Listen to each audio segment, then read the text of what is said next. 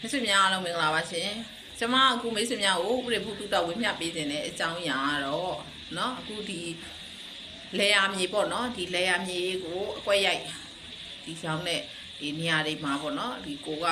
ရဲ့ငွေကြေးရလည်းဒီဟာပဲဝယ်နိုင်တယ်ဝယ်နိုင်သည့်အတွက်ဒါကြောင့်လို့ဒီလိုမြေကိုပဲဝယ်မယ်ဆိုလို့ရှိရင်ဒီလေယာမြေအကွက်ရိုက်ရောင်းတဲ့မြေတွေကိုဝယ်လို့ရှိရင်ဘယ်လိုစာရွက်စာတမ်းတွေစစ်ဆေးရမလဲเนาะဆိုတာကိုမိတ်ဆွေများတိထားစေဖို့အတွက်เนาะတိထားဖို့လို့ရဲကျွန်မကဥပဒေပြုစာကိုညှပ်ပြီးတော့မှာဖြစ်ပါတယ်အဲ့တော့ကိုကဒီ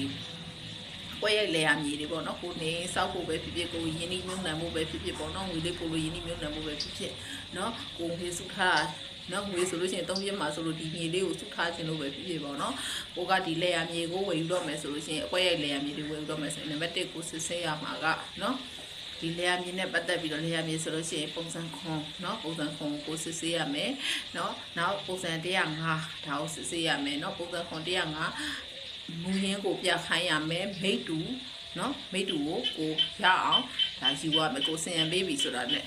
မိတူရအောင်ယူရမယ်ပုံစံခွန်105เนาะနောက်ဆက်စာချုပ်ပေါ့เนาะကိုက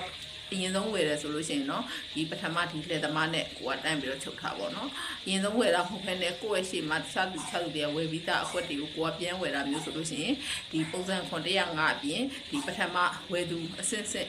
ချုပ်ထားတဲ့ဆက်စာချုပ်ပေါ့เนาะဒါတွေကိုကိုကအေးချာချာစစ်ဆေးပြီးတော့เนาะဝယ်ယူရမယ်နောက်စာရွက်စာတမ်းတွေတခြားစစ်ဆေးပြီးတဲ့အခါမှာဒီ payment ပေါ့နော်ဒီ payment နဲ့ပတ်သက်ပြီးတော့ကိုကနော်